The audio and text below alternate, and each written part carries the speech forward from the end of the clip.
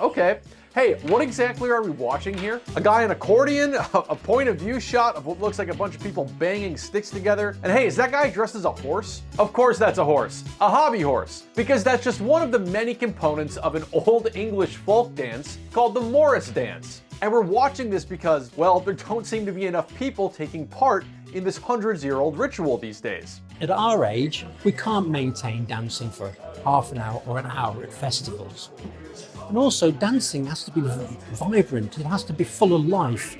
It's almost a young person's dance. People want to see the dancing leaping around, being entertained. That man is from Uttoxeter, Heart of Oak, Morris. Well, right on their homepage, in big, bold, blue Drudge Report letters, they exclaim, "Click here to find out how to become a Morris dancer." And that's in part because this folk dance is at risk of disappearing if more and more young people don't learn it. You'd think that wouldn't be a problem for a generation that's made a name for itself doing all sorts of goofy dances on TikTok. But with some in the UK considering this thing to be something of an eccentric hobby, it's been hard for Morris dancing groups to recruit new members. So this fine footage of a Morris dance seen here is from around 1930. But this style of performance with sticks and bells and dancing and a phony horse dates all the way back to the 1400s. The New York Times says it's believed to have originated as a form of royal court entertainment. Entertainment indeed, and it's since evolved to become something that's been performed in English village festivals for generation after generation. But it's not exactly top of mind for the renegade generation. 2 years ago, a Morris team posted on Reddit's Ask UK subreddit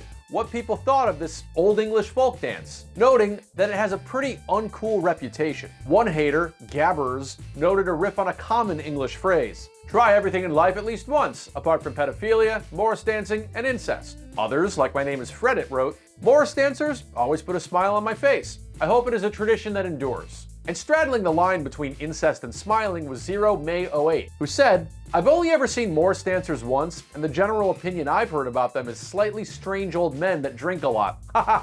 Indeed, that Morris dancing group we saw earlier says that during the winter, they rehearse for a few hours before hitting up the local pub. But their oldest member here notes that his time waving around these handkerchiefs may be coming to a close soon. I'm hoping to carry on until I'm 90.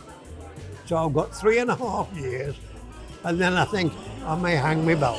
And so, Morris dancers are hoping to attract more dancers to Morris because less dancers will lead to less Morris. And here's the thing, if you search TikTok, it turns out you'll actually find quite a few people practicing the Morris dance. And as noted in that New York Times piece from before, younger dancers are putting their own spin on this 500-year-old jig, even comparing some of its steps to those that came out of the East Coast hip-hop scene. Recent media attention around the Morris dance has led our group here to get almost a dozen new attendees at their most recent practice, with hopes for more to come in the future. And hey, that's nothing to shake a stick at.